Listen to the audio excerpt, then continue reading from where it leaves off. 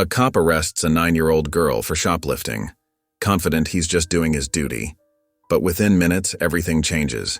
She stares at him with eyes far too intense for her age, and her warning makes his blood run cold. "You'll regret this, officer." The strange events that follow are enough to make even the toughest officers question reality. What dark secret does she hold, and why is he the one in danger? Before we get into the story, comment below where in the world you are watching from today. The morning sun filtered through the storefront windows of Morgan's Jewelry and Apparel, casting sparkles across the glass display cases. Officer Lucas Clark's boots made soft, squeaking sounds against the polished floor as he conducted his regular patrol. The small-town shop was usually quiet at this hour, with only the gentle hum of fluorescent lights and the occasional ding of the cash register breaking the silence. That's when he noticed her, a small figure hovering near the jewelry counter, her thin frame partially hidden behind a rotating display of charm bracelets. Her pale skin seemed almost translucent under the store lights, dark hair falling in straight curtains around a face too serious for someone so young. Lucas watched as the girl's delicate fingers moved with surprising precision, carefully lifting a silver bracelet from its velvet cushion. With practiced ease, she began sliding it toward her pocket. "Not today," Lucas muttered under his breath, moving forward with measured steps. The girl, Mia Bale, he recognized her from around town, didn't flinch or run when he approached. Instead, she stood perfectly still like a statue in the morning light. Her stillness was unnatural, especially for a 9-year-old caught in the act. "Hey there," Lucas said, keeping his voice gentle but firm. "I think we need to talk about what you're doing with that bracelet." Mia's head turned slowly toward him, her dark eyes meeting his with an intensity that made him want to take a step back. He'd dealt with countless shoplifters in his 15 years on the force, but something about this girl's stare made the hair on the back of his neck stand up. "Would you like to tell me why you're trying to take something that doesn't belong to you?" Lucas asked, crouching down to her level. Silence stretched between them like a taut wire. The only sound was the soft clicking of the ceiling fan above. Mia's face remained expressionless, those unnervingly adult eyes fixed on his face with laser-like focus. Lucas sighed, straightening up. "I'm sorry, but I'm going to have to take you down to the station." He reached for his handcuffs, the metal cool against his palm. "Turn around, please." "You'll regret this, Officer Clark." Her voice sent chills down his spine. It wasn't the high-pitched tone of a child, but something older, colder, like winter wind through dead trees. The way she said his name made his stomach twist. Lucas shook his head, trying to dismiss the unsettling feeling. Kids often tried to sound tough when caught, he told himself. This was no different. "Hands behind your back," he instructed, keeping his voice steady despite the goosebumps rising on his arms. Mia complied with fluid grace, her movements too controlled for someone her age. The handcuffs looked absurdly large around her tiny wrists. As he secured them, she never broke eye contact, her gaze boring into him with an intensity that seemed to see right through him. Lucas guided her toward the store exit, one hand gently but firmly on her shoulder. Just before they reached the door, Mia turned her head slightly, her lips barely moving as she whispered, "The curse follows those who harm us, officer. Always has, always will." A shiver ran through Lucas's body despite the warm spring morning. He squared his shoulders, pushing down the inexplicable dread that had settled in his chest. She was just a kid trying to scare him, he assured himself. Just a troubled young girl acting tough to hide her fear. But as they stepped out into the sunlight, Lucas couldn't shake the feeling that he had just stepped into something much bigger than a simple case of shoplifting. The patrol car glided through the empty streets of Pine Grove, its engine humming softly in the morning quiet. Lucas kept glancing in his rearview mirror, unable to shake the unsettling presence of his young passenger. Mia sat perfectly still in the back seat, her small hands folded neatly in her lap despite the handcuffs. Her reflection in the mirror was unnaturally steady, those dark eyes never wavering from his. The familiar storefronts of Main Street seemed different somehow, their usual warmth replaced by an eerie emptiness. No morning joggers, no early shoppers, not even Mr. Peterson walking his golden retriever, just vacant sidewalks and silence. Lucas tightened his grip on the steering wheel, his knuckles turning white. "The choices we make echo through time, Officer Clark." Mia's voice cut through the silence like a knife. Her words carried a weight that seemed impossible coming from a child's mouth. "You still have time to make the right one." Lucas cleared his throat, keeping his eyes fixed on the road ahead. "And what choice would that be, Mia?" "Let me go." The words hung in the air, heavy with implied meaning. This isn't a game. This isn't about a bracelet. This is about something much older than either of us. A chill ran down Lucas's spine despite the warm spring morning. He adjusted the air conditioning, trying to blame the temperature for his discomfort. "I'm just doing my job, Mia. You were stealing." Sometimes doing your job isn't the same as doing what's right. Mia's reflection in the mirror hadn't moved, but her voice had taken on a darker edge. "This is your last chance, Officer Clark. Don't make me be the reason you can't undo what comes next." Lucas's hands felt clammy against the steering wheel. The rational part of his mind insisted this was just a child's attempt at manipulation, but something deeper, more instinctual, whispered warnings he couldn't quite ignore. The weight of his badge suddenly felt heavy against his chest. "I understand you're scared," he said, trying to sound more confident than he felt. "But making threats isn't going to help your situation." Mia's soft laugh held no humor. "Scared? No, Officer Clark. I'm not the one who should be scared." The traffic light ahead turned red, and Lucas brought the car to a stop. In the empty intersection, the silence felt suffocating. He watched a lone paper cup tumble across the street, driven by a wind he couldn't feel inside the car. "You feel it, don't you?" Mia's voice had dropped to barely above a whisper. "The wrongness of this moment, the way the town holds its breath, the way your skin prickles with warning." She leaned forward slightly, her reflection growing clearer in his mirror. "It's not too late to listen to your instincts." Lucas swallowed hard, his throat suddenly dry. The light turned green, but for a moment, he didn't move. His finger hovered over the door lock button, a moment of doubt creeping into his mind. Then he shook his head, pressing down on the accelerator instead. The precinct building came into view, its brick facade somehow less welcoming than usual. As Lucas pulled into the parking spot, Mia fell silent, but her eyes never left him. He could feel her gaze boring into him through the partition, watching, waiting. With a deep breath, he stepped out of the car, straightened his uniform, and opened the back door to escort her inside. The interrogation room felt different from any other time Lucas had used it. Despite the harsh fluorescent lighting, shadows seemed to lurk in the corners, deeper and darker than they should be. Mia sat perfectly still at the metal table, her small frame barely reaching the height of the chair's backrest, yet her presence filled the room like a heavy fog. Lucas settled at his desk just outside, his fingers hovering over his keyboard as he tried to focus on the incident report. The words on his screen kept blurring, the cursor blinking with an irregular rhythm that didn't match its usual steady pace. "Hey, Clark," Officer Martinez called from across the room, frustration evident in his voice. "Is your computer acting up too? These symbols keep popping up instead of letters." Lucas glanced at Martinez's screen, catching sight of strange, angular marks that reminded him of ancient runes. Before he could respond, the overhead lights flickered, casting the room in momentary darkness before humming back to life. "What's going on with the electricity today?" Sergeant Peters grumbled, reaching for his coffee mug. His hand grasped empty air where the mug had been moments before. "I swear I just put it right here." The mug appeared seconds later on top of the filing cabinet across the room, still steaming. Peters stared at it, his face pale. A cold draft swept through the precinct, making Lucas shiver despite his uniform jacket.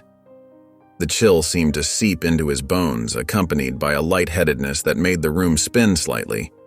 He gripped the edge of his desk, trying to steady himself. "Did someone turn the AC way up?" Officer Chen asked, rubbing her arms. "It's freezing in here." More items began to shift around the precinct, Staplers sliding across desks without being touched, case files reorganizing themselves, chairs rotating on their own. The other officers tried to ignore it at first, but their nervous glances and whispered conversations betrayed their growing unease. Lucas's gaze kept drifting to the interrogation room window. Mia hadn't moved an inch, her eyes fixed on some distant point only she could see. The fluorescent light above her head pulsed erratically, creating a strobing effect that made her appear almost ghostly. His head swam with dizziness as he stood up, his legs feeling unsteady beneath him. The chill in the air had intensified, and he could see his breath forming small clouds with each exhale. The computers around the precinct began to glitch in unison, their screens filling with those same strange symbols before going dark. With growing certainty, Lucas realized these weren't random occurrences. Her warnings in the car echoed in his mind. This isn't about a bracelet. This is about something much older than either of us. He made his way to the interrogation room, each step feeling heavier than the last. Opening the door, he found Mia exactly as she had been, unmoved and unaffected by the chaos around her. "Do you know what's happening out there?" he asked, trying to keep his voice steady. Mia's lips curved into a small smile, her eyes meeting his with that same unsettling intensity from the store. The gleam in them spoke volumes. Confirmation, warning, and something else he couldn't quite read. Lucas backed out of the room, his heart pounding in his chest. The reality of his situation crashed over him like a wave of ice water. He had made a terrible mistake, and he had no idea how to fix it. The precinct's front doors burst open, sending a gust of cold air through the already chilled room. A tall man and woman strode in, their movements fluid and purposeful. The woman wore a long, dark dress that seemed to ripple without wind, while the man's expensive suit appeared almost too perfect, without a single wrinkle despite the autumn weather outside. "We're here for our daughter, Mia Bale," the woman announced, her voice carrying an authority that made several officers pause their work. Her eyes, the same intense gray as Mia's, swept across the room before landing on Lucas.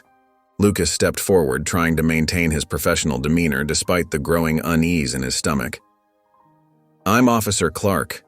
Your daughter was caught attempting to steal—" "The bracelet is rightfully hers," the man interrupted, his words precise and measured. "It belongs to our bloodline. Your interference in this matter is unfortunate."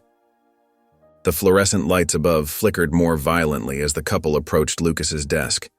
The woman leaned forward, her voice dropping to a whisper that somehow seemed to echo in his mind. "Release her now, Officer Clark, before the consequences become irreversible." Lucas glanced at his fellow officers, hoping for support, but they all seemed frozen in place, their eyes wide with unexplainable fear. Through the interrogation room window, he could see Mia watching the scene unfold, a knowing smile playing at the corners of her mouth. "I'm sorry, but there are procedures we need to follow," Lucas insisted, though his voice wavered slightly. "She committed a crime, and—" "A crime?" The man's laugh held no humor. "You understand nothing of crimes, Officer Clark. Nothing of the ancient laws that bind us, that protect what is ours." The couple moved to the interrogation room window, placing their hands against the glass. Mia mirrored their gesture from inside, and Lucas watched in astonishment as the glass seemed to vibrate, creating ripples like disturbed water. The temperature in the room dropped even further. "She's just a child," Lucas said, more to himself than to them. This can't be—" "Just a child?" The woman turned back to him, her eyes now seeming to glow with an inner light. "Like your sister was just a child, Officer Clark? The one who disappeared 20 years ago near the old cemetery, never to be found?" Lucas felt the blood drain from his face. He had never told anyone at the precinct about his sister. The case files had been sealed, the investigation cold for decades. There was no way they could know. "How did you—" "We know many things, Officer Clark," the man said softly. "Things that should remain buried. Things that could shatter your understanding of the world. Is that what you want?" Lucas stood frozen, staring at the family through the glass. Mia and her parents remained perfectly still, their hands still pressed against opposite sides of the window. creating an image that seemed both beautiful and terrifying in its symmetry. The air around them seemed to shimmer with an energy he couldn't explain, and for the first time in his career, Lucas found himself completely uncertain of what to do next. Lucas stood before the one-way mirror, his shoulders tense as he observed Mia in the interrogation room. The fluorescent light cast harsh shadows across her small frame, but she appeared completely at ease, her posture relaxed and her expression serene. The contrast between her calm demeanor and the earlier supernatural events left him feeling deeply unsettled. "I need to get this confession and end this," he muttered to himself, straightening his uniform before entering the room. The metal door creaked as he pushed it open. Mia didn't flinch or even acknowledge his presence. She kept her gaze fixed straight ahead, her hands folded neatly on the metal table. "Mia," Lucas began, settling into the chair across from her. "Let's make this simple. Tell me why you took the bracelet and we can sort this out." Silence filled the room. Mia's gray eyes remained focused on some distant point beyond him, as if he weren't even there. "Look," he continued, leaning forward. "I know you understand what you did was wrong. Just admit it, and we can—" A sudden, sharp pain shot through his abdomen, causing him to gasp. He pressed a hand against his stomach, trying to maintain his composure. The pain intensified, spreading like fire through his midsection. He struggled to speak, doubling over. Sweat beaded on his forehead as the agony became overwhelming. He stumbled to his feet, barely managing to reach the door. As he staggered into the hallway, several officers rushed to his side. Officer Thompson caught him just as his legs gave way. "Get the doctor!" someone shouted as Lucas collapsed to the floor, his body contorting with waves of excruciating pain. Dr. Martinez arrived within minutes, his medical bag in hand. The veteran physician knelt beside Lucas, who lay curled on the floor, his face contorted in agony. "Officer Clark, can you describe the pain?" Dr. Martinez asked, pulling out his stethoscope. Lucas could only shake his head, gasping as another wave of pain tore through him. The doctor conducted a thorough examination, checking Lucas's vital signs, pressing different areas of his abdomen, and testing his reflexes. His frown deepened with each test. "I don't understand," Dr. Martinez said, pulling out a prescription pad. "There's no physical indication of what could be causing this level of pain. I'll give you something strong for it, but we should get you to the hospital for more tests." He administered a shot of powerful pain medication, but Lucas's agony only seemed to intensify.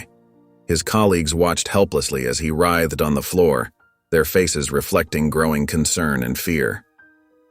Through the window of the interrogation room, Mia remained perfectly still, her silhouette unmoved since Lucas had left.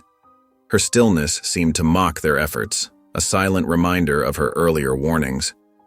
The officers exchanged nervous glances, their unease growing as the medication failed to provide any relief to their suffering colleague. Lucas lay on the narrow cot in the precinct's infirmary, his breath coming in short gasps as waves of pain continued to roll through his body.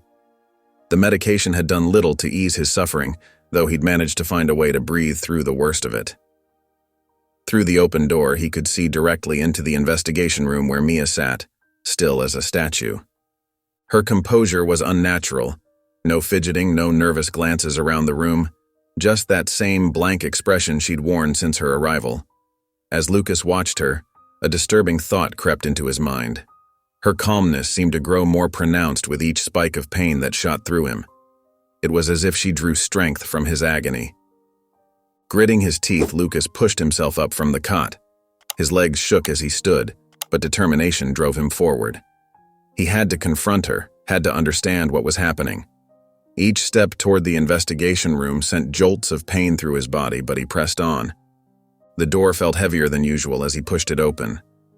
Mia didn't look up as he entered, though a slight smile played at the corners of her mouth. "How?" Lucas's voice came out hoarse. He steadied himself against the table, looking down at her. "How can you sit there so calm while I'm—" Another wave of pain cut off his words. Mia finally lifted her gaze to meet his. Her eyes seemed older somehow, holding knowledge that no 9-year-old should possess. When she spoke, her voice was quiet but carried an authority that made Lucas's skin crawl. "I warned you," she said simply, her words measured and deliberate. "My parents warned you. You should have listened." The statement hung in the air between them. It wasn't the defensive response of a caught child or the taunt of a troublemaker. It carried the weight of something far more significant, like a prophecy coming to fruition. Lucas felt the room spin slightly as reality seemed to shift around him. The rational part of his mind, the part that dealt in evidence and facts, began to crack. He thought back to her earlier warnings, to her parents' cryptic threats. For the first time, he allowed himself to consider that something beyond natural explanation might be at work. The pain surged again, stronger than before, forcing him to grip the edge of the table. Mia watched him with those unnaturally calm eyes, and Lucas could have sworn the corner of her mouth twitched upward as he doubled over. Staggering backward, Lucas made his way toward the door. Each step felt like an eternity as he struggled back to the infirmary, Mia's words echoing in his head. The pain in his stomach grew sharper with every movement, and uncertainty clouded his thoughts. Everything he thought he knew about the world seemed to be unraveling, leaving him lost in a reality he no longer understood. Lucas's hands trembled as he flipped through dusty file folders in the precinct's records room. Despite the persistent pain in his stomach, he forced himself to focus on the task at hand. The dim, fluorescent lights flickered overhead as he pulled out another box of old case files, determination etched across his tired face. "There has to be something here," he muttered, scanning through yellowed newspaper clippings and faded police reports. The pain subsided slightly when he was busy searching, as if giving him just enough relief to continue his investigation. His eyes caught on a headline from 15 years ago. "Local business owner suffers mysterious illness after dispute with Bale family." Lucas's heart raced as he read further. The article detailed how a shop owner had refused service to Mia's parents, only to fall violently ill the next day. Doctors never found a cause. Another file revealed a similar pattern. A teacher who had given Mia's older sister detention experienced unexplainable accidents for weeks afterward. Everything from flat tires to kitchen fires, culminating in a broken leg that forced her to quit her job. The official report noted the strange timing, but couldn't establish any connection. Lucas's hands shook harder as he discovered more cases. A neighbor who had complained about the Bale's property suddenly developed severe migraines that no medication could touch. A local official who had denied their building permit suffered from mysterious dizzy spells until he reversed his decision. The pattern became clearer with each document he uncovered. Anyone who had crossed the Bale family seemed to experience inexplicable misfortunes.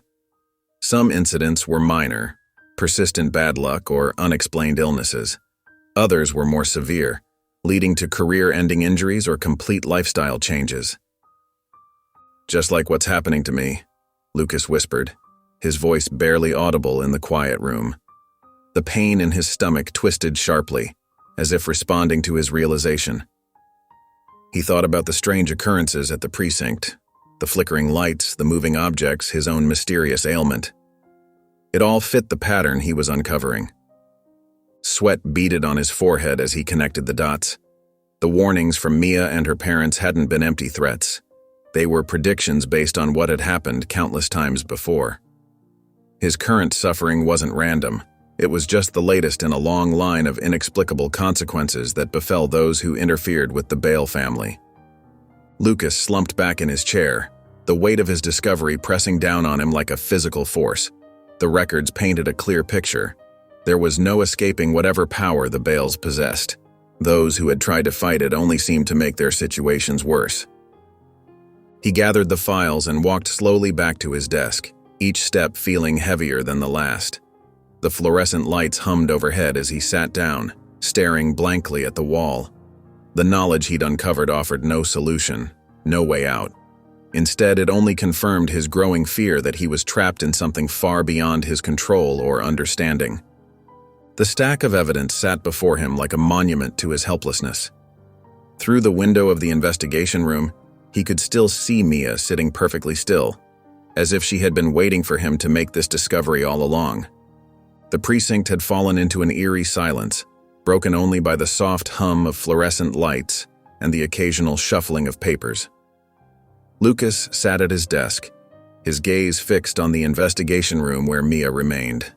The young girl's presence seemed to cast a heavy shadow over the entire building, making even the most hardened officers speak in hushed whispers. Through the one-way glass, Lucas watched as Mia sat perfectly still, her hands folded neatly on the metal table. She looked almost peaceful, as if being detained was nothing more than a minor inconvenience. The sight made his skin crawl. Crash. The sound of shattering glass ripped through the silence like a thunderclap. Officers jumped from their seats, some reaching instinctively for their weapons. Lucas spun around toward the noise, only to double over as a fresh wave of pain tore through his stomach. "What the hell was that?" someone shouted from across the room. In the main hallway, the large decorative mirror that had hung there for years now lay in pieces across the floor. Shards of glass sparkled under the fluorescent lights, scattered in a pattern that seemed almost deliberate. No one had been near it when it shattered. There was no apparent cause, no impact point, no sign of stress that would explain the break. Lucas gripped his desk, forcing himself to stand despite the stabbing pain in his abdomen. His legs felt weak as he made his way to the one-way glass, drawn by an inexplicable need to check on Mia. What he saw made his blood run cold. Mia hadn't moved from her chair, but her head was slightly tilted, her gaze directed toward the hallway where the mirror had shattered. A faint smile played at the corners of her mouth, the kind of expression that might look innocent on any other child, but on her seemed calculating and knowing. "This isn't normal," Officer Rodriguez whispered, coming to stand beside Lucas. "First the lights, then the computers, now this? And look at her. She doesn't even seem surprised." Lucas nodded, unable to find words as another wave of pain washed over him. The timing couldn't be coincidental. His symptoms always seemed to worsen when strange things happened around the precinct. As he watched Mia through the glass, he felt certain down to his bones that she was responsible for everything. The mirror, his pain, all of it. Other officers gathered in small groups, throwing nervous glances toward the investigation room. The atmosphere in the precinct had grown thick with tension, like the air before a storm. Nobody wanted to go near the scattered glass, as if approaching it might trigger something worse. Lucas pressed his palm against the cool glass of the observation window, studying Mia's face. Despite her young age, her presence radiated a kind of power that seemed to fill the entire building. The small figure sitting calmly in that stark room somehow seemed more threatening than any armed criminal he'd ever faced. The shattered mirror lay untouched in the hallway, its broken pieces reflecting the flickering lights above. Each shard seemed to serve as a warning, a demonstration of whatever unseen force now held the precinct in its grip. The small house on Cedar Street stood quiet and dark against the night sky. Inside, Lucas sat in his living room, the only light coming from a small lamp beside his armchair. His hands trembled slightly as he rubbed his temples, trying to make sense of the day's events. The image of the shattered mirror kept flashing in his mind, along with Mia's unnervingly calm face. Despite the persistent pain in his stomach and the strange occurrences at the precinct, Lucas had made the decision to keep Mia detained. "There has to be an explanation," he muttered to himself, though his voice sounded hollow in the empty room. As night settled in, the atmosphere in his home began to shift. The air grew heavy and cold, making him pull his jacket tighter around his shoulders. Shadows seemed to dance at the edges of his vision, disappearing whenever he turned to look directly at them. The familiar corners of his living room now felt foreign and threatening. Lucas tried to shake off the feeling of being watched. "Just nerves," he said aloud, but his words did nothing to dispel the oppressive silence. The clock on the wall ticked loudly, each sound seeming to echo through the house. Finally, exhaustion overtook his unease, and he made his way to bed. As soon as he closed his eyes, the nightmares began. In his dreams, he found himself in a dark corridor. At the end stood Mia, but not as the calm, collected child from the precinct. This version of her radiated fury, her small face contorted with rage. In her hand, she gripped a large knife, its blade gleaming in the darkness. Her eyes, fixed on Lucas, burned with an intensity that seemed to pierce straight through him. The dream felt more real than any he'd ever experienced. He could feel the cold air on his skin, smell the metallic scent of the knife, and sense the overwhelming malice radiating from Mia's small form. Lucas jerked awake with a gasp, his body drenched in sweat. His heart pounded against his ribs as if trying to escape his chest. The bedroom felt like an oven, yet he shivered uncontrollably. Reaching up to wipe his face, he noticed his skin was burning hot to the touch. Stumbling to the bathroom, Lucas grabbed his thermometer. The reading made his stomach drop, 102.4 degrees. He gripped the edge of the sink, staring at his reflection in the mirror. His face was flushed, his eyes wide with fear. Back in his bed, Lucas sat with his back against the headboard, drawing ragged breaths. The darkness pressed in around him like a physical presence, and every shadow seemed to hide potential threats. For the first time since taking Mia into custody, real fear gripped him. Not just uncertainty or unease, but genuine terror. His decision to keep her detained now felt like a terrible mistake. As he sat there shivering despite his burning fever, Lucas couldn't shake the feeling that he had set something in motion that he wouldn't be able to stop. The quiet darkness of his home felt suffocating, oppressive, as if it might swallow him whole. The morning sun cast long shadows through the precinct windows as Lucas trudged through the entrance. His face was pale and drawn, dark circles under his eyes betraying his sleepless night. The fever hadn't broken and his uniform felt uncomfortably damp against his clammy skin. Several officers glanced his way with concerned expressions, but Lucas waved off their worried looks. He had one purpose today: to get answers from Mia. The investigation room loomed ahead, its gray walls seeming more oppressive than usual. Taking a deep breath to steady himself, Lucas paused outside the door. Through the one-way glass, he could see Mia sitting exactly as she had been the day before, her posture unnaturally still. Despite his fear, he forced himself to enter the room. "Mia," he said, his voice rougher than he intended. "We need to talk." She didn't respond, her eyes fixed on some distant point beyond him. Lucas pulled out the chair across from her and sat down, trying to ignore how his hands trembled slightly. "I know you're not just a regular kid," he continued, watching her face for any reaction. "These things that are happening, the mirror, my illness, you're causing them somehow, aren't you?" Mia remained motionless, her expression blank and unreadable. The silence stretched between them, broken only by the soft hum of the fluorescent lights overhead. "Please," Lucas pressed on, leaning forward. "I need to understand. What exactly can you do? How are you doing this?" Still nothing. Her stillness was unnerving, almost inhuman. Lucas ran a hand through his hair in frustration, his mind racing through everything he'd learned. The old case files, the pattern of misfortune that followed her family, the way her parents had spoken in those strange, formal tones. "It's not just you, is it?" he said slowly, pieces clicking into place. "This goes back further. Your parents, their parents before them? Some kind of inherited ability?" A slight twitch of Mia's eyebrow was the only indication she'd heard him, but it was enough to confirm his suspicions. Lucas remembered the old newspaper clippings he'd found, dating back decades, all describing similar, inexplicable events surrounding her family. "This is something ancient," he continued, his voice growing stronger as understanding dawned. "A power passed down through generations. That's why your parents weren't surprised when they came here. They've seen this before. They've done this before." The fluorescent light above them flickered briefly, and Lucas felt his stomach cramp with a fresh wave of pain. Mia's eyes finally met his, but they remained cold and distant, offering no confirmation or denial of his theories. After several more minutes of one-sided conversation and mounting frustration, Lucas pushed back from the table. His head was pounding, and Mia's continued silence made it clear she wouldn't be giving him any answers today. As he walked to the door, he could feel her gaze following him, heavy and meaningful despite her refusal to speak. The weight of everything he still didn't understand pressed down on him as he stepped out of the room, leaving Mia alone once again with her secrets. The afternoon sun cast long shadows across the precinct floor as Sarah Bale burst through the doors.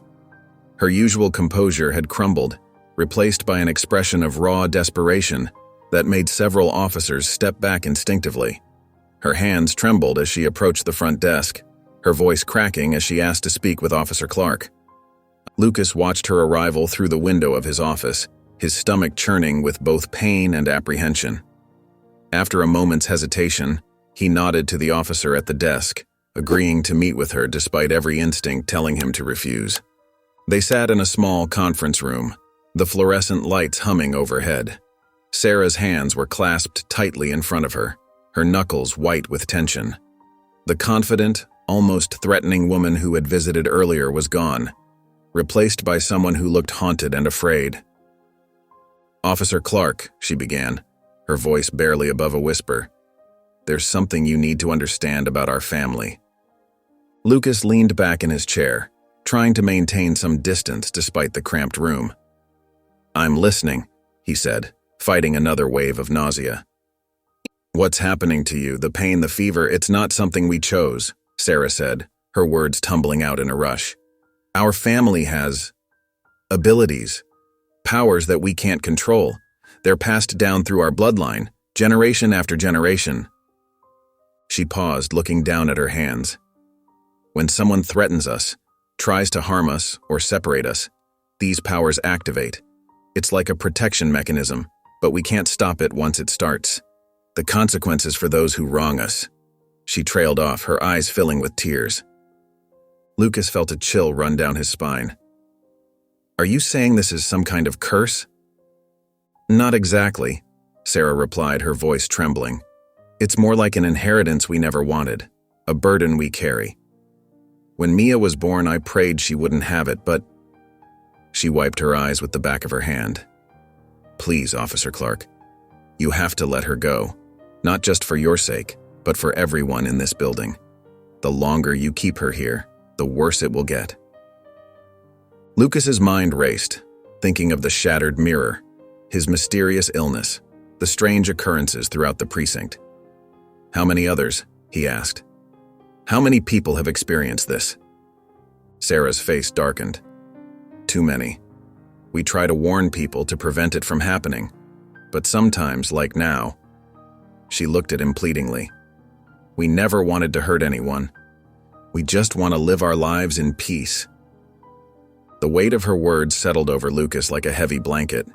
He thought of his fellow officers, innocent people who might suffer simply because they were near him when he made the decision to detain Mia. Sarah stood up, her composure slightly restored. "Please consider what I've said, Officer Clark, for everyone's sake." She turned to leave, her shoulders slumped with the burden of her family's secret. Lucas watched her go, his mind reeling from the implications of her revelation. The truth about Mia and her family was far more complex and terrifying than he had imagined, and now he felt trapped in a situation with no clear solution. The precinct fell into an eerie silence as afternoon shadows crept across the worn linoleum floors. Officers moved cautiously through the halls, their footsteps hushed as if afraid to disturb the heavy atmosphere that had settled over the building. Lucas sat at his desk, Sarah's words echoing in his mind, each revelation about her family's powers making his stomach twist with renewed anxiety. The fluorescent lights above his head flickered once, twice, then plunged the entire building into darkness. For a moment, complete stillness descended over the precinct. Then chaos erupted.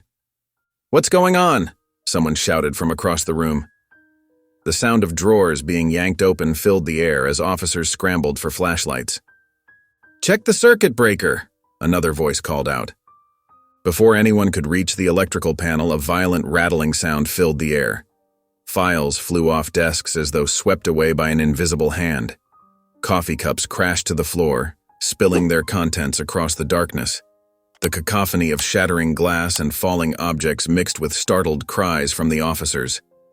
Doors throughout the precinct began slamming open and shut with tremendous force. The sound echoed through the halls like gunshots, creating a terrifying rhythm that seemed to grow more intense with each passing second. Windows rattled in their frames, threatening to shatter. "This isn't normal," someone screamed over the chaos. "Something's wrong." Lucas gripped the edge of his desk, his knuckles white. The pain in his stomach had intensified to an almost unbearable level, and sweat beaded on his forehead despite the sudden chill in the air. He knew, with horrible certainty, that this was Mia's doing. Using his desk for support, he pushed himself to his feet. The beam of a flashlight swept past him, illuminating the hallway ahead in brief, terrifying glimpses. Lucas staggered forward, bouncing off walls as he made his way toward the investigation room. Objects continued to fly through the air around him, some barely missing his head. When he reached the investigation room, he found Mia sitting exactly where they'd left her. Unlike the rest of the precinct, this room felt unnaturally still.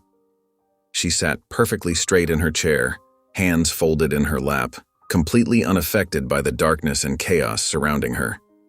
"Please," Lucas gasped, clutching his stomach. "Make it stop." Mia turned her head slowly to face him. Even in the darkness, he could feel the weight of her gaze. "You know what you have to do," she said, her voice calm and clear despite the thunderous noise outside. Another crash from the hallway made Lucas jump. He could hear his fellow officers shouting in panic, their voices growing more desperate by the second. "I'll let you go," he said, his voice shaking. "Just please, stop this." The windows rattled more violently and the sound of slamming doors intensified, as if the building itself was responding to his hesitation. Lucas fumbled for his keys with trembling hands, knowing he had no choice left but to release her. Lucas sat alone in his dimly lit office, the weight of exhaustion pressing down on his shoulders. The events of the past few days had left him drained, both physically and mentally. Outside his office, the precinct's halls remained eerily quiet, as if the building itself was holding its breath, waiting for his next move. He rubbed his temples, trying to ease the tension headache that had been building since Sarah's visit. Her words about family curses and supernatural powers kept repeating in his mind, mixing with Mia's earlier warnings until he could barely think straight. "What am I supposed to do?" he muttered to himself, his voice sounding hollow in the empty office. As a police officer, every fiber of his being told him to follow procedure. Mia had committed a crime, and she needed to face the consequences. But the rational part of his mind couldn't ignore the inexplicable events that had followed her arrest. Rising from his chair, Lucas began to pace, his footsteps echoing in the silence. 5 steps one way, turn, 5 steps back. The familiar motion did nothing to calm his nerves. Each time he passed his window, he caught a glimpse of the investigation room where Mia sat, still as a statue, waiting. His stomach churned with another wave of supernatural pain, forcing him to pause mid-stride. The mysterious ailment served as a stark reminder of what might happen if he continued to keep her detained. Would the pain get worse? Would more mirrors shatter? Would the strange occurrences escalate until someone got seriously hurt? Lucas leaned against his desk, his hands gripping the edge until his knuckles turned white. The oath he'd taken as an officer felt like a heavy chain around his neck. How could he simply let her go? What kind of message would that send? But then again, what kind of protection could the law offer against powers that defied explanation? He glanced at the investigation room again. Mia sat there, small and seemingly harmless, yet radiating an aura of danger that had the entire precinct on edge. His fellow officers had grown increasingly nervous, jumping at shadows and speaking in whispers. He couldn't blame them. He'd seen firsthand what happened when someone crossed the Bale family. The constant chill in the air reminded him of the supernatural presence that seemed to have invaded the precinct. It clung to the walls like an invisible frost, making every shadow appear deeper, every sound more ominous. Lucas found himself shivering despite the moderate temperature. Slumping back into his chair, Lucas buried his face in his hands. The situation had spiraled far beyond a simple case of shoplifting. Each hour that passed seemed to bring them closer to some kind of breaking point, but he felt paralyzed by indecision. His training had never prepared him for anything like this. His gaze drifted once more to the investigation room, where Mia remained perfectly still, as if she had all the time in the world. Perhaps she did. The thought sent another shiver down his spine as he realized that while he agonized over his decision, she showed no signs of worry or impatience. She simply waited, knowing that sooner or later, something would have to give. The next morning, Lucas walked into the precinct, dark circles under his eyes betraying another sleepless night. The familiar building felt different now, colder, more oppressive. As he made his way to his desk, he noticed small groups of officers huddled together, their whispered conversations falling silent as he passed. Officer Martinez was the first to approach him, her usual confident demeanor replaced by visible unease. "Lucas, we need to talk. All of us." Within minutes, the other officers gathered in the break room. The fluorescent lights buzzed overhead as they formed a loose circle, their faces etched with worry. Officer Chen, a veteran of 20 years, spoke first. "Look, Clark, we've all seen some strange things in our careers, but nothing like this." He gestured toward the investigation room. "Yesterday, I watched my coffee mug slide across my desk by itself. No wind, no vibration, nothing." Officer Rodriguez nodded, running a hand through her graying hair. "The files on my desk scattered themselves all over the floor, twice. And every time I try to get near that girl's room, I get this horrible headache. The computers in dispatch keep glitching," another officer added. "Numbers turning into weird symbols. Screens going black for no reason. It can't explain it." Lucas listened, his stomach churning with that now familiar supernatural pain. He noticed how his colleagues kept glancing nervously toward the investigation room, as if afraid Mia might somehow hear them. "We're scared, Lucas," Martinez admitted, her voice barely above a whisper. "Whatever's happening here, it's getting worse. Yesterday, Thompson's chair collapsed under him. A solid metal chair just fell apart. He could have been seriously hurt." Officer Thompson nodded, rubbing his back at the memory. "This isn't normal, Clark. We all know it's connected to that girl. The longer she stays here, the more dangerous it gets." "What if next time it's not just a chair?" Chen asked, his face grave. "What if something falls from the ceiling? What if someone gets really hurt?" The room fell silent as his words sank in. Lucas looked around at his colleagues, good, brave officers who'd faced down real dangers without flinching. Now they stood before him, genuine fear in their eyes, silently pleading for him to end this supernatural nightmare. "We understand you're trying to do your job," Martinez said softly, placing a hand on his shoulder. "But sometimes doing the right thing means knowing when to let go." One by one, they shared their experiences, doors slamming shut on their own, personal items disappearing only to reappear in impossible places, the constant feeling of being watched. Each story added to the weight pressing down on Lucas's shoulders. As the officers dispersed, returning to their duties with wary glances and hushed voices, Lucas remained in the break room. Mia's file lay open on the table before him, the simple shoplifting charge seeming almost trivial now compared to the supernatural chaos she'd brought to the precinct. He stared at her booking photo, at those unnaturally calm eyes that seemed to look right through him.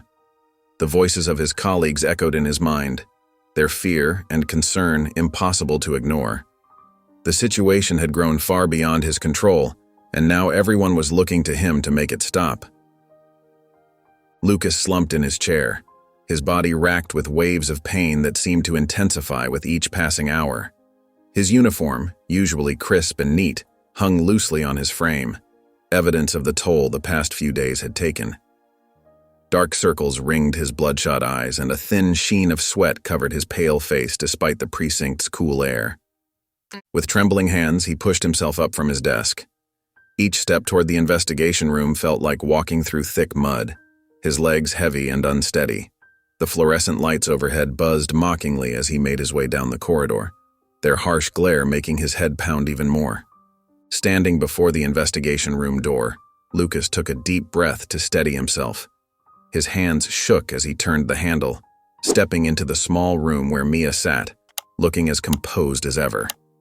Her calm demeanor stood in stark contrast to his disheveled state. "Please," he said, his voice barely above a whisper. "I need this to stop. The pain. I can't take it anymore." His pride crumbled as he sank into the chair across from her. "I believe you now. Everything you warned me about. It was real." Mia's expression remained unchanged as she studied him, her eyes holding that same unsettling maturity that had unnerved him from the start. When she finally spoke, her voice was steady and matter-of-fact.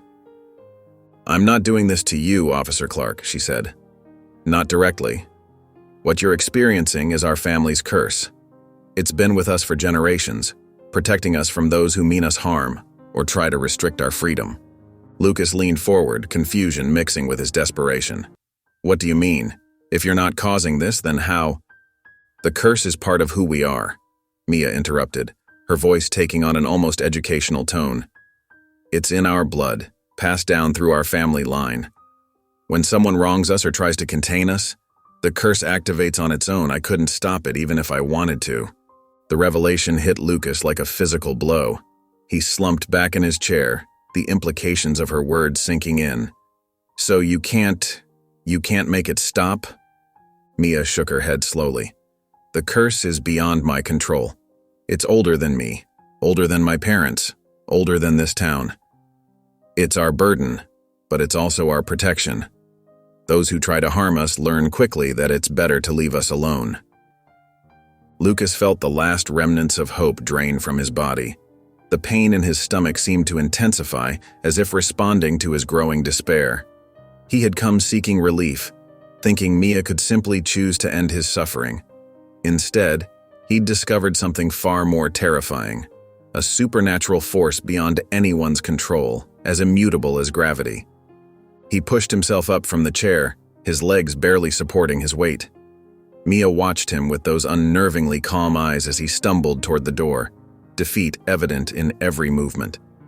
The knowledge that he faced something so ancient and unstoppable left him feeling smaller and more helpless than ever before. Mia's eyes followed Lucas as he paced the small investigation room, her usual cold demeanor softening slightly at the sight of his obvious suffering. For the first time since her arrest, a flicker of something almost like sympathy crossed her young face. "Officer Clark," she said quietly, her voice gentler than before. "There might be a way to help you." Lucas stopped his pacing, turning to face her with a mix of hope and suspicion. "What do you mean?" "I can't break the curse completely," Mia explained, leaning forward in her chair. "But I know ways to pause it, make it easier to bear. At least for a while." Lucas gripped the back of his chair, his knuckles white. "And what's the catch?" "You have to stop treating me like a criminal," she said simply. "Work with me instead of against me. Help me and I'll help you." The pain in Lucas's stomach twisted sharply as if emphasizing her point. He sank into the chair across from her, his face pale and drawn. "What kind of help are we talking about?" "First, you need to release me," Mia said, her voice steady and clear. "Then, I need you to listen to my side of the story about why I was in that store. There's more going on than you understand." Lucas ran a shaking hand through his hair. "How do I know this isn't just another trick?" "Because I'm offering you a choice," Mia replied. "The curse doesn't give choices. It just acts. This is different. This is me trying to help you." The sincerity in her voice made Lucas pause. Despite everything that had happened, despite all his suspicions, he found himself wanting to believe her. The constant pain had worn him down, making any possibility of relief seem worth the risk. "If I agree," he said slowly, "you can really make this pain stop?" Mia nodded. "Not permanently, but yes. I can ease it, make it bearable. But you have to trust me, Officer Clark, and you have to mean it when you say you'll help me." Lucas closed his eyes, weighing his options. His training and experience told him not to trust her, but the relentless agony of the curse left him feeling he had no choice. When he opened his eyes again, he saw Mia watching him patiently, waiting for his decision. "All right," he said finally, his voice rough with exhaustion. "I'll help you. Just please make it stop." A small smile appeared on Mia's face, not the unsettling one he'd seen before, but something more genuine. "Thank you, Officer Clark. I promise you won't regret this decision." As Lucas left the room, he felt a strange mix of emotions. The dread that had become his constant companion was still there, but now it was tempered by a faint glimmer of hope.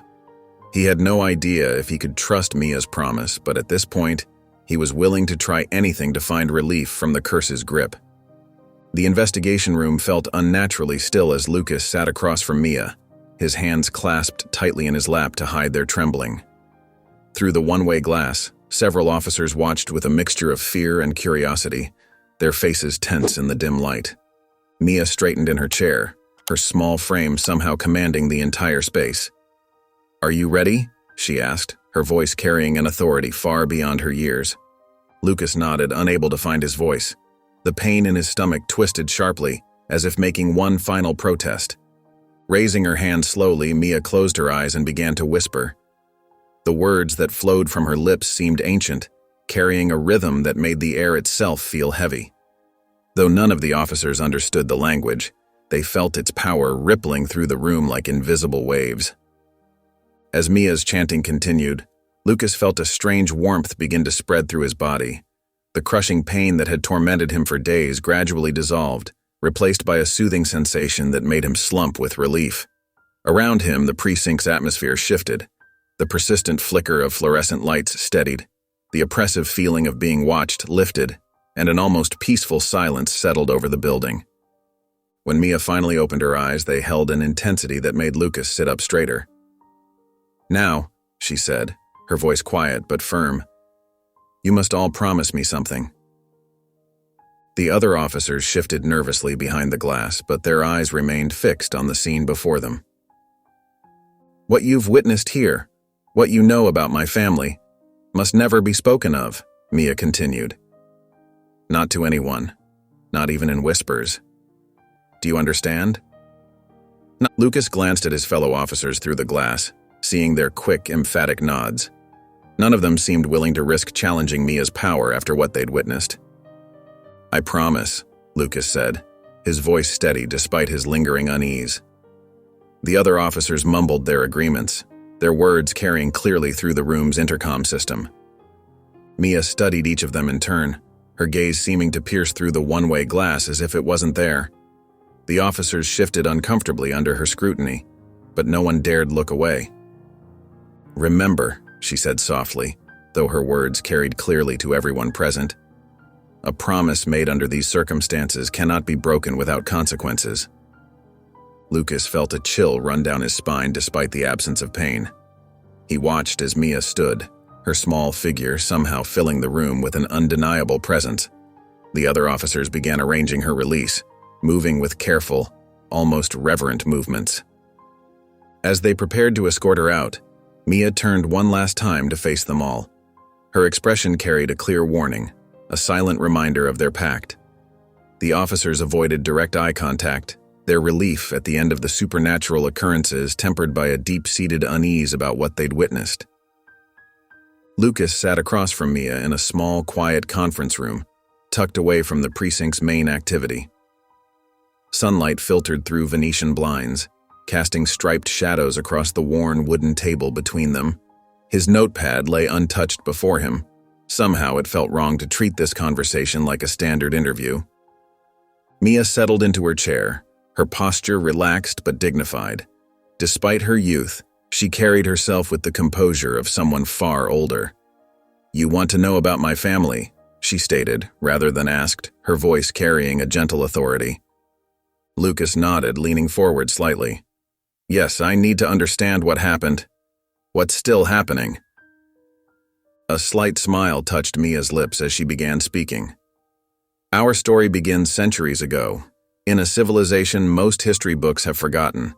They were known as the Guardians of the Eastern Veil, mystics and protectors who safeguarded their people through both conventional and supernatural means." She paused, her fingers tracing invisible patterns on the table's surface. "My ancestors were among their most powerful families. They possessed an ability that set them apart, a protective shield that would reflect harm back upon those who wished us ill." Lucas listened intently as Mia continued, her voice taking on a rhythmic quality that made her words feel almost hypnotic. "This power flows through our bloodline, passing from generation to generation. It's not something we control consciously. It simply exists, like breathing or blinking. When someone intends to harm us, the power activates automatically." "The reactions vary," she explained, her eyes meeting Lucas's directly. "Sometimes it's illness, as you experienced. Other times it manifests as a string of misfortunes. In the most severe cases, she left the sentence unfinished, but Lucas understood the implication. So all those incidents at the precinct, Lucas began, were the power responding to perceived threats, Mia confirmed. It's both our protection and our burden. We can't turn it off or direct it. It simply is. She continued describing how the ability had shaped her family's history through centuries, how they'd learned to live with its effects, how they'd adapted to modern life while carrying this ancient power. Her words painted a picture of a legacy both magnificent and terrible, of protection that came with a heavy price. Lucas sat back in his chair, processing the magnitude of what she was sharing. The scope of it, centuries of history, generations of power, made his head spin. His brief encounter with their ability suddenly felt like merely scratching the surface of something vast and ancient. As Mia concluded her explanation, Lucas found himself struck by a profound sense of awe, mixed with unease. The power she described wasn't just some local supernatural occurrence.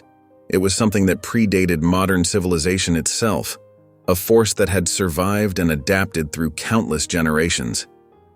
He sat there, absorbing the weight of her revelations, feeling both privileged to know this truth and somewhat overwhelmed by its implications. The world suddenly seemed much larger and more mysterious than he'd ever imagined.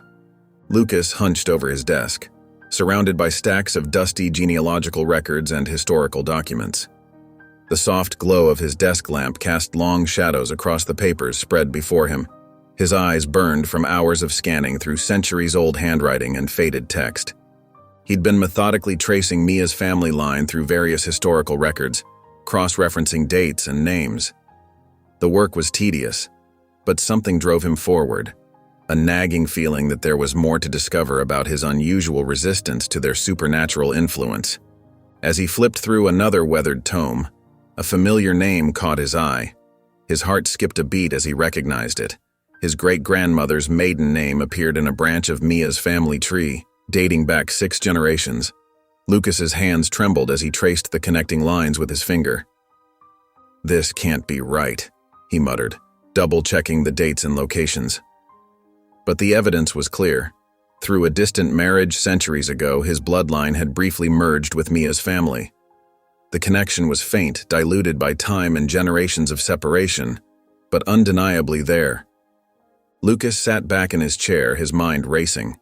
This could explain why he'd been able to withstand the worst effects of their family's protective curse. While others who crossed them suffered severe consequences, he'd experienced only moderate discomfort and temporary illness. The revelation felt both illuminating and unsettling. He thought back to his interactions with Mia, how something about her had seemed familiar in an inexplicable way. Now he understood. They shared a distant but significant connection through their ancestors. He spread out the family trees side by side, examining the point where the bloodlines intersected. The marriage had occurred during a time when Mia's family's supernatural abilities were at their height, according to historical accounts. Perhaps some trace of their power had filtered down through his own family line, giving him a natural resistance to their protective curse. Lucas rubbed his temples, overwhelmed by the implications. This wasn't just about solving a mystery anymore. It was about understanding his own heritage and his unexpected role in this supernatural legacy. The connection explained his survival, but raised countless new questions about his place in this complex web of family history. He sat there in stunned silence, surrounded by the evidence of his discovery. The quiet of the room felt heavy with the weight of this revelation. His fingers traced the lines connecting his family to Mia's, still struggling to fully process what this meant for him and his relationship with her family. The distant blood tie between them seemed to whisper of destiny and ancient connections, leaving Lucas uncertain about what obligations or responsibilities this might entail. He stared at the family trees before him, feeling both enlightened and adrift in the face of this newfound knowledge about his heritage. The afternoon sun cast long shadows through the precinct windows as Lucas and Mia sat in the quiet break room. The usual bustle of police activity seemed distant, creating a peaceful bubble around them. Mia's shoulders had relaxed slightly, the perpetual tension in her posture easing as she grew more comfortable with Lucas's presence. "We never stayed in one place for more than 6 months," Mia said softly, her fingers tracing patterns on the table's surface. "Every time someone got too curious or started asking questions, we had to leave." Lucas watched her carefully, noting how her usual stern demeanor had softened. She looked more like the child she was, vulnerable and weary from carrying such a heavy burden. "The first sign was always the whispers," she continued. "People would start talking about strange things happening around us. Then came the questions, the suspicious looks. Some people tried to befriend us just to learn our secrets." Her voice carried a hint of bitterness unusual for someone so young. "That must have been hard," Lucas said gently, "moving so often, always being the new kid." Mia nodded, her eyes fixed on the table. "I tried making friends once, in a small town in Oregon. Sarah was her name. We shared lunch every day for 2 weeks." A sad smile crossed her face. Then her parents noticed some odd occurrences around their house. They started asking questions about our family. We left that night. Lucas felt a deep ache in his chest as he listened. The weight of isolation in her voice was palpable. "The other kids at school always knew something was different about me," Mia went on. "They'd invite me to birthday parties out of obligation, but I could never go. Mom and Dad said it was too risky. One wrong move, one moment of anger or fear, and our secret would be exposed."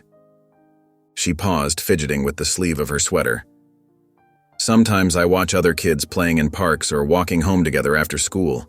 They laugh and share secrets, make plans for sleepovers. Normal things." Her voice cracked slightly. "I've never had any of that." Lucas leaned forward, his expression filled with compassion. "You've had to grow up too fast," he said softly. Mia's eyes met his, filled with a mixture of sadness and wisdom beyond her years. "We've had some close calls," she admitted. "People who tried to exploit our abilities once they found out. Scientists who wanted to study us. Collectors of the supernatural who tried to track us down. Each time we barely escaped before they could prove anything." As she spoke, Lucas noticed how her shoulders hunched slightly, as if the weight of these memories was physically pressing down on her. The strong, intimidating presence she usually projected had given way to something more fragile, more honest. "The hardest part," she whispered, "is never being able to just be a kid. Always having to be careful, always watching, always ready to run. Sometimes I wonder what it would be like to just belong somewhere." Lucas sat at his desk late into the evening, surrounded by stacks of files and police reports. His newfound connection to Mia had awakened something protective in him, driving him to understand the forces that had kept her family constantly on the move. The soft glow of his desk lamp cast shadows across the scattered papers as he methodically worked through years of records. As he dug deeper into the precinct's files, something caught his attention. Officer James Morton's name kept appearing in connection with reports about unusual occurrences around town. The same types of incidents that typically surrounded Mia's family. Lucas frowned, pulling more files that contained Morton's signature. A pattern emerged that made Lucas's stomach turn. Morton had been documenting the Bale family's movements, keeping detailed notes about strange events and unexplained phenomena. But these weren't official police reports. They were personal observations filled with speculation about supernatural abilities and potential ways to prove their existence. Lucas discovered a hidden folder in Morton's desk containing newspaper clippings about the Bales from other towns, along with handwritten notes about possible applications of their powers. Morton had even gone so far as to contact journalists and researchers, attempting to draw attention to the family while maintaining his own anonymity. "Looking for something specific, Clark?" Lucas jumped at the sound of Morton's voice from a nearby desk. The younger officer's ambitious smile didn't reach his eyes as he watched Lucas with barely concealed suspicion. "Just reviewing some old cases," Lucas replied carefully, sliding the incriminating files under more mundane paperwork. After Morton left, Lucas continued his investigation with renewed urgency. He found evidence that Morton had been spreading rumors about the Bales throughout the community, creating an atmosphere of suspicion and fear. Local business owners had been warned to watch for suspicious activity, and anonymous tips about the family had been called in regularly, all traced back to Morton's desk phone. The most disturbing discovery was a detailed plan Morton had written, outlining how he intended to force a public demonstration of Mia's powers. He planned to create a situation that would leave the family no choice but to reveal their abilities, all while positioning himself to take credit for the discovery. Lucas's hands shook with anger as he read through Morton's schemes. The officer had been systematically working to destroy the very peace and anonymity that Mia's family desperately needed, all for his own glory and potential profit. Standing up from his desk, Lucas gathered the evidence he'd found. His jaw was set with determination as he looked toward Morton's empty desk. He couldn't allow this threat to continue, not when he finally understood the true depth of what Mia's family had been running from all these years. Lucas cornered Officer Morton in the empty evidence room, his footsteps echoing against the concrete walls. The fluorescent lights cast harsh shadows across both men's faces as Lucas held up the damning files he'd discovered. "Want to explain these, Morton?" Lucas's voice was steady but carried an edge of steel. Morton's eyes darted to the papers, then to the door, as if calculating his escape route. "Those are private files, Clark. You had no right going through my desk." "Private files about harassing an innocent family? About trying to expose them for your own gain?" Lucas took a step closer, his larger frame blocking Morton's path to the exit. Morton's confident facade cracked slightly.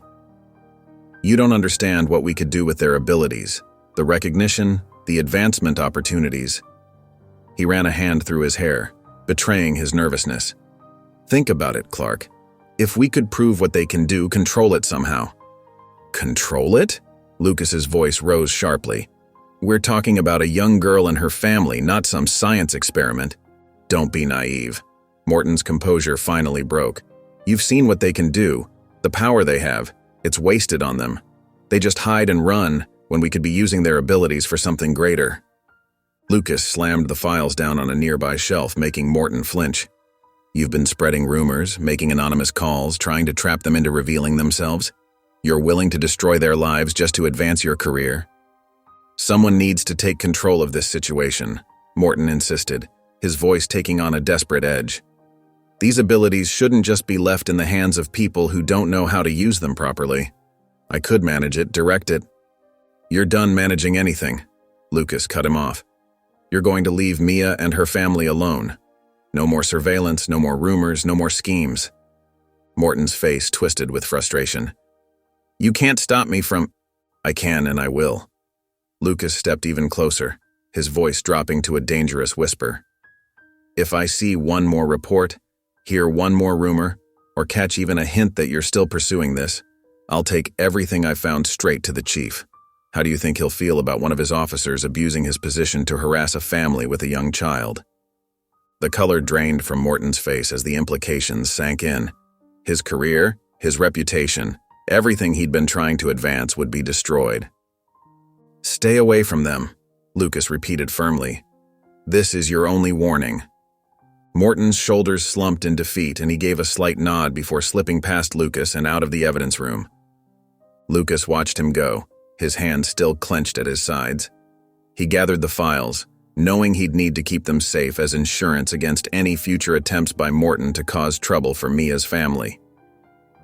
In the quiet of his office, Lucas sat across from Mia, the afternoon sun casting a warm glow through the blinds. The bustling sounds of the precinct seemed distant now, creating a peaceful bubble around them. "Mia," Lucas began, his voice gentle but firm, "I want you to know that I'll always be here to protect you and your family. After everything that's happened, I understand now how important it is to keep you safe." Mia looked up at him, studying his face with those intense eyes that had once unnerved him. But this time, something different happened. Her expression softened, and a genuine smile spread across her face. It transformed her completely, making her look like the young girl she truly was rather than the mysterious figure she'd appeared to be. "Thank you, Officer Clark," she said softly. "I want to give you something in return." She straightened in her chair, her small hands folding neatly in her lap. I can cast a protection spell for you and your family. It won't be as strong as our family curse, but it will help keep you safe." Lucas watched as Mia closed her eyes and began to whisper words in that ancient language he'd heard before. Her hands moved in gentle, precise patterns through the air, and the room seemed to grow warmer. A soft breeze that couldn't have come from anywhere in the closed office rustled the papers on his desk. When she finished, she opened her eyes and nodded decisively. "It's done. You and your family will have our protection now." Lucas smiled warmly at her, then cleared his throat. "Mia, there's something else we need to discuss." He leaned forward slightly. "You know that stealing isn't right, even small things like that bracelet. You don't need to do that anymore." Mia's cheeks flushed slightly and she looked down at her hands. "I'm sorry about that," she said quietly. "I won't do it again. I promise." She looked back up at him, her expression sincere. "I'll be more responsible from now on." "That's all I ask," Lucas replied, satisfied with her genuine response. They shared a moment of comfortable silence, both aware of how far they'd come from their first encounter. Mia's eyes met his, and in that glance, they both acknowledged how their lives had changed. Lucas felt a deep sense of peace settle over him as the protection spell seemed to wrap around him like a warm blanket. In the dimly lit precinct hallway, shadows danced across the walls as Mia stood before Lucas, her small frame casting a long silhouette on the floor. The gentle hum of fluorescent lights overhead created an almost ethereal atmosphere as she reached into her pocket with deliberate care. From within, she pulled out a small pendant hanging from a delicate silver chain. The object caught what little light there was, sending tiny sparkles dancing across the walls. The pendant itself was simple yet beautiful, an intricate design that seemed to shift and change as it moved, almost as if it held something alive within its metallic confines. "Officer Clark," Mia said, her voice carrying the same quiet authority it always had, despite her youth. "I want you to have this." She held the pendant out toward him, suspended between them like a bridge connecting their two worlds. The metal seemed to pulse with warmth, even from a distance. "This is a protective charm," she explained, her eyes fixed on his face with that intense gaze he'd grown familiar with.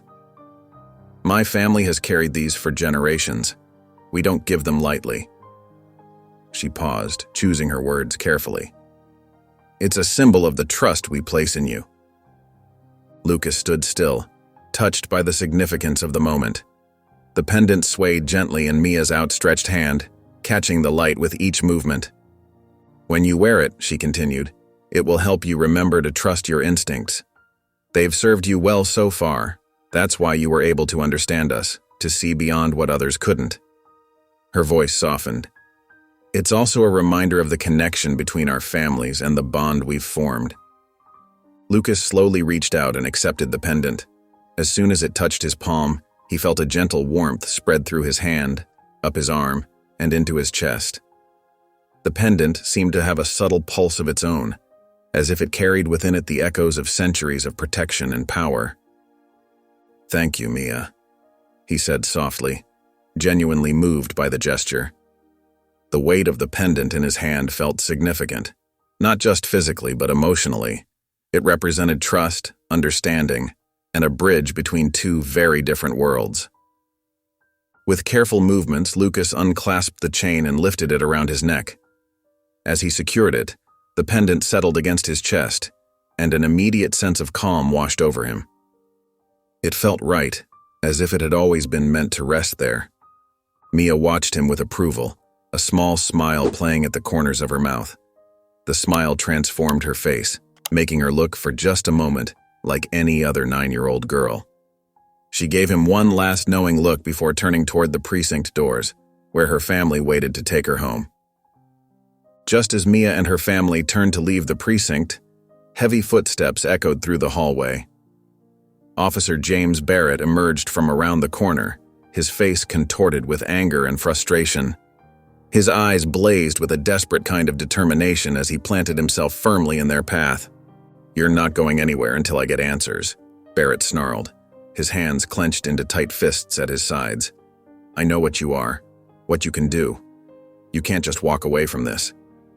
The fluorescent lights overhead flickered ominously, casting strange shadows across Barrett's twisted features. Mia's parents instinctively moved closer to their daughter, their faces calm but alert. Lucas felt the pendant grow warm against his chest. Without hesitation, he stepped forward, positioning himself between Barrett and Mia's family. The pendant's warmth spread through his body, filling him with a steady confidence he'd never experienced before. "That's enough, Barrett," Lucas said, his voice carrying an authority that made several nearby officers turn their heads. "You've caused enough trouble. These people are under my protection now." Barrett's eyes darted between Lucas and the pendant hanging from his neck. His face paled slightly as he noticed the strange shimmer emanating from the charm. "You don't understand what you're dealing with, Clark," Barrett spat, but his voice wavered. "They've corrupted you somehow, made you one of them." Lucas stood taller, feeling the strength of his newfound connection to Mia's family flowing through him. "No, Barrett. You're the one who doesn't understand. I know exactly what I'm dealing with, and I'm telling you now. Leave them alone." The pendant pulsed gently against Lucas's chest as he spoke, and Barrett took an involuntary step backward. The desperate anger in his eyes began to fade, replaced by uncertainty and fear as he looked at Lucas's unwavering stance. "This isn't over," Barrett muttered, but his words lacked conviction. His shoulders slumped as he realized his last chance to exploit Mia's family was slipping away. With one final glare, he turned and walked away, his footsteps quick and uneven as he retreated down the hallway. Lucas waited until Barrett had disappeared around the corner before turning to face Mia and her family. He gave them a reassuring nod, which they returned with grateful smiles. No words were needed. The pendant said everything that needed to be said between them. As they walked through the precinct doors and into the evening air, Lucas watched them go, feeling the comforting weight of the pendant against his chest. It served as a permanent reminder of the strength he'd found and the trust he'd earned. In the dimly lit confines of his office, Lucas sat at his desk, the events of recent weeks weighing heavily on his mind. His fingers absently traced the outline of the pendant that now hung permanently around his neck. The afternoon sun cast long shadows across his desk, where Mia's case file lay open before him. He thought about the young girl who had entered his life as a suspected shoplifter, but had ended up teaching him profound lessons about judgment and compassion. The memory of Mia's words about her lonely childhood echoed in his thoughts. The constant moves, the inability to form lasting friendships, the weight of carrying such an enormous secret. Lucas leaned back in his chair, his expression softening as he recalled how quick he had been to see her as just another troublemaker. How wrong he had been. Behind her defensive exterior had been a child bearing responsibilities far beyond her years, protecting not just herself, but an entire family legacy. The realization of how fear had clouded his judgment struck him deeply. He had let his police training and years of suspicion override his basic humanity. Mia and her family weren't threats to be contained. They were people trying to survive in a world that didn't understand them. "We never stay long enough to make friends," Mia had told him during one of their conversations. "Someone always gets too curious, asks too many questions. Then we have to leave again." Those words had haunted him, revealing the deep loneliness behind her mature facade. Lucas understood now how isolation and constant vigilance had shaped her into someone who appeared far older than her years. He pulled out his notebook, where he had documented his changing perspectives over the past weeks. Each entry showed his gradual transformation from skepticism to understanding. The final entry read, "Sometimes what we fear most is simply what we don't understand." The pendant felt warm against his chest as he reflected on his own transformation. He had moved beyond his initial fear and prejudice to see the human story behind the supernatural abilities. It wasn't just about Mia anymore. It was about all the others out there who lived in fear of being discovered, misunderstood, or persecuted. Lucas closed the case file with a gentle finality. The lessons he had learned from Mia would stay with him, reshaping how he approached his work and the people he encountered. He understood now that true justice required more than just enforcing laws. It needed empathy, understanding, and the courage to look beyond surface appearances. Reaching up to touch the pendant once more, Lucas felt its reassuring presence. It served as a constant reminder of the importance of seeing people for who they truly were, not what fear might make them appear to be. Lucas strode into the precinct with renewed purpose, his shoulders straight and his steps confident. The pendant beneath his uniform shirt reminded him of his mission as he organized his thoughts for the upcoming community outreach meeting.